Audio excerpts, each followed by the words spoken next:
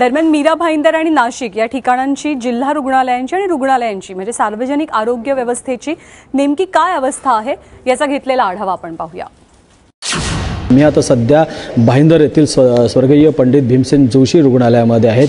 तेथे आपण बघू शकता की स्वाइन फ्लूसाठी खास असं विभाग असं उघडलेलं आहे।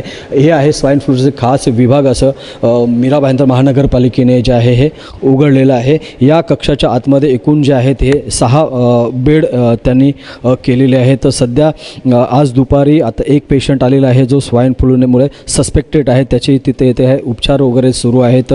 हे जे टोटल जो आहे इकडे पालिकेतल्या ज्या सिस्टर वगैरे आहेत त्या सुसज्ज आहेत। आपण बघू शकता की हे 6 बेड या इकडे आहेत। एकूण स्वाइन फ्लूसाठी खास यंत्रणा अशी आहे। एक जो पेशंट आहे स्वाइन फ्लूचा जो आहे हा येथे आलेला आहे। पालिका एकूणच पूर्णपणे यंत्रणा जी आहे ही सज्ज आहे। टेमी फ्लू म्हणून जे आहे औषध आहे हे सध्या पूर्णपणे प्रत्येक रुग्णालयामध्ये आहे, तर हे उपलब्ध आहेत। सस्पेक्टेड जर कोणी असेल तर त्याला ते औषधं दिली जातात।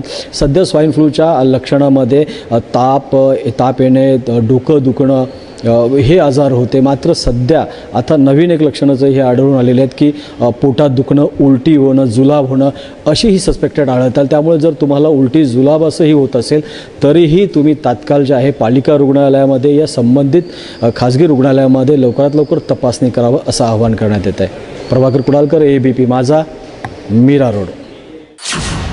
गेल्या महिन्याभरात जवळजवळ 3 लाख आणि गेल्या 4 महिन्यात 8 लाख रुग्णांनी जिल्हा सरकारी रुग्णालय किंवा इतर रुग्णालयांचा आधार घेतलाय आणि उपचार करून घेतलेत।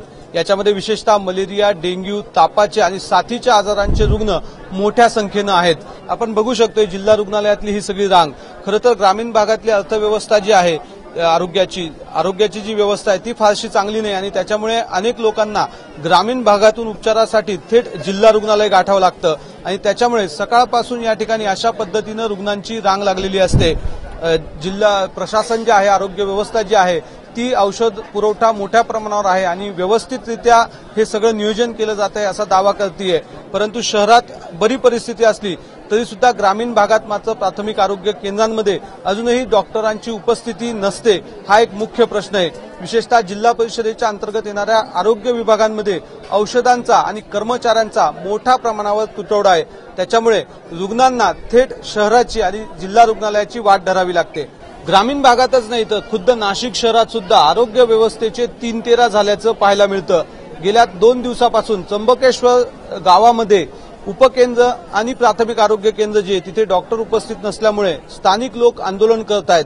इतकंच नाही तर शहरामधलं महानगरपालिकेचं सर्वात मोठं जे हॉस्पिटल आहे बिटको हॉस्पिटल, या ठिकाणी हॉस्पिटलमधूनच औषधांची चोरी होत असल्याचा आरोप स्थायी समितीच्या काही सदस्यांनी आणि नगरसेवकांनी केला आहे। या सगळ्या संदर्भात चौकशी करण्याचे सुद्धा निवेदनं त्यांनी आयुक्तांना दिलेले आहेत। त्याच्यामुळे आरोग्य व्यवस्थेमध्ये असलेले हे जे लूप होल्स आहेत हे दूर करणं हे शासनासमोरचं फार मोठं आव्हान असणार आहे। कॅमेरामन किरण कटारेसह सागर वैद्य, ABP माझा, नाशिक।